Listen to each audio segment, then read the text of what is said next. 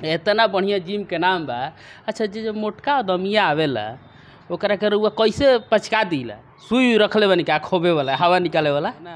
काहे कि देखो अब मान लो कि 10 किलो वजन ज़्यादा हो गई तो हार्ट पे वजन ज़्यादा पड़ता, लीवर पर वजन ज़्यादा पड़ता, तो कितना सर्वाइव करी? जरूरत से ज़्यादा कोनो चीज़ के काम लेबो तो कितना दिन ठाट पाई, तो उखड़ जाला बाद में। यही चलते तरह तरह के बीमारी हो जाता ना, शुगर हो जाता, बीपी हो जाता, पहले तो थायराइड पते नहीं खे खाना खैला के 1 घंटा बाद पानी पिए के बाद, दूध खड़ा होके पिए के बाद, पानी बैठ के पिए के बाद, सूते बेजी दाहिने नाक से सांस लेवे के बाद, पड़े बेजी। नमस्कार, रउआ देखा तनी वॉइस ऑफ भोजपुरी आ हम हई आनंद।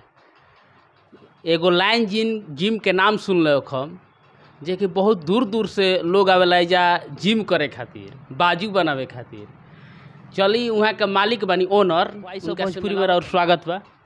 बहुत बहुत शुक्रिया, बताइए। कहाँ कहाँ से लोग आवेला रउआ भी जिम करे खातिर? लोग तो अरे भोजपुर जिला में तो जेबा से सब कोई लमसम जे जिम के जाना था तो हमारे जिम के जाना था, और बा मुश्किल 5-7 जिम बा जेकरा के बारे में सब कोई जाना था। 5-7 गो टोटल आरा में कौ जिम होई? लमसम 27-28 गो होई। 27-28 गो। और जिमो का नाम तो इतना सुंदर बा, लाइन जिम।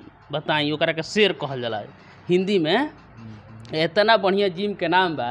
अच्छा जे जो मोटका आदमिया आवेला ओकरा के रउआ कैसे पचका दिला? सुई रखले बनी का खोबे वाला हवा निकाले वाला? सुई तो बा, लेकिन वो बोली के सुई, जितना बोली लागेला उतना गोली ना लगे। जितना बोली लगेला उतना गोली ना लगे? उतना तेज गोली ना लगे। तो कभी कभी लड़कन के इहो करे के पड़ला, डेमोरलाइज करे के पड़ला, बहुत घटिया हो, बहुत ख़राब हो, इसको ठीक करो।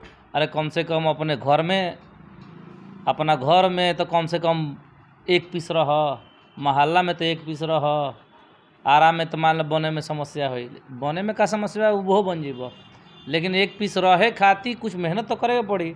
मेहनत तो करही के पड़ी। आज ना करबो तो 10 साल बाद डॉक्टर बोली करो, इससे अच्छा आजे लग रहो। हौ जवन एथिया होला व्यायाम कहल जाला, का तो कहल जाला, हमरा तो बुझाइबो ना कर रहा। योगासन और का तो कहल जाला, हमरा पूरा बुझाइबो ना करला। देखिए शरीर के तो सब सारा जिम एक्सरसाइज करावेला ऊपरी, लेकिन हम अंदरूनियो कराइला, काहे कि हम योगा भी कराइला, मेडिटेशन कराइला, सूर्य नमस्कार, प्राणायाम, योग निद्रा। बहुत लोग तो योग निद्रा के बारे में जानतो ना होई, योग निद्रा का कहाला। तो ऐसा चीज़ बा जो माइंड के भी तरोताज़ा और मजबूत करेला। तो योग में भी बहुत कुछ बा और जिम में भी बहुत कुछ बा, दोनों के संयोग करके, दोनों के मिला के हमें अपन एगो बनैले बानी एक्सरसाइज। दोनों जोड़ के एक में करा दिलो, योगासन। हाँ, सप्ताह में बाटल बा कि का आज करे के बता रहा। जैसे शनिवार के शनिवार खाली योगे चलेला, वो दिन सूर्य नमस्कार चली, प्राणायाम चली, योग निद्रा चली, कहाँ ध्यान करे के बा, ये सब चलेला।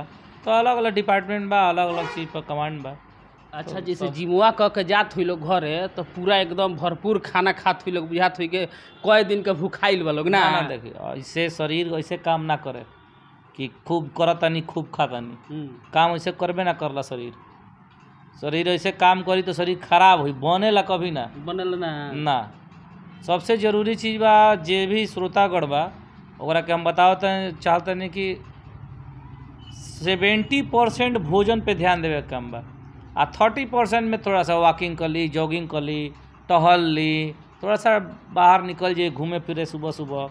तो ये थोड़ा सा बा, लेकिन ज़्यादा बा घर के भोजन। क्योंकि हम तो घरे घरे जाके ना बता सकीला कि अब तू दोपहरिया में ही खा, सुबह में ही खा, शाम में ही खा।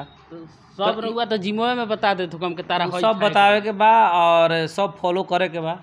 कुल मिला के जैसे प्राचीन काल में लोग कंदमूल पे आग रहे, पहले मोटा अनाज खात रहे, ओ पे आ जाएगा पड़ी। तो मोटा अनाज तो दिन पर दिन लोग सब लोग भुलाइल चल जाता है। भुला जाता तो शरीरों भुलाइले के भुला ही के बा। अच्छा, शरीर अब खराब होता है। रउआ लेखा हमार बाजू बन जी के ना, हमार बाजू नहीं खे, हमारा बहुत दिन हो गई ला, पातर बन जी के अब इतना एक्सपीरियंस हो गई कि अब जरूरत बनावे के ना पड़ला। हाँ, डाइट से अपन आदमी के मेंटेन के लिए बा, वो अब एक्सरसाइज अब बहुत सारा काम बा। हाँ, नया लड़कन के सिखावे खातिर बा उतना ज्ञान बा।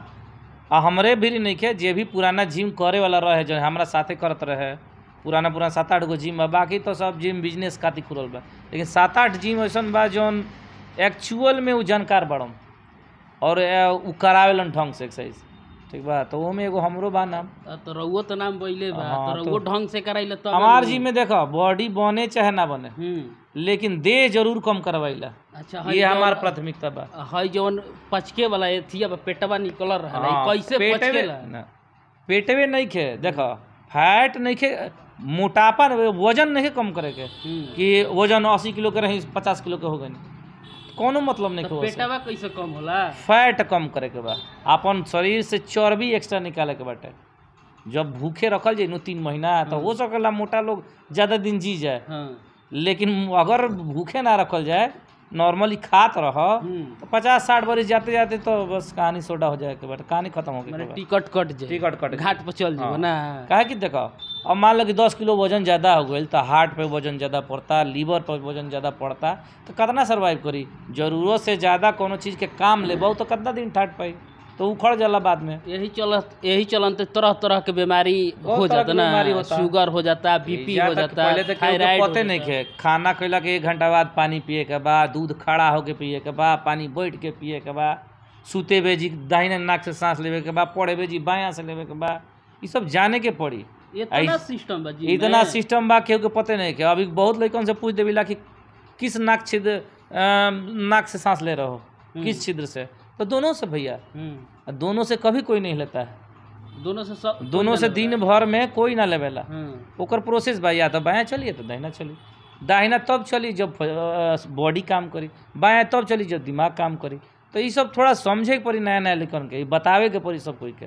क घंटा वर्क करे लोग जिमो में? अरे करे के तो व्हाट्सएप फेसबुक इंस्टाग्राम चला कर के 3 घंटा कर लेता रहन, लेकिन 40-50 मिनट 1 घंटा काफी बटे शरीर पे। बहुत ज्यादा माने कम करे के होके चाहे बॉडी बनावे के होके तो 40-50 मिनट काफी, नॉन स्टॉप 40-50 मिनट बहुत बटे, ओकरा से ज्यादा जरूरत नहीं है। दबा के शेयर करी, लाइक करी, ऐसे ही प्यार दुलार बढ़ले रही ताकि हम खबर के देखावत रही एकदम बिंदास, जहाँ कहीं वहीजा चल जाई हम।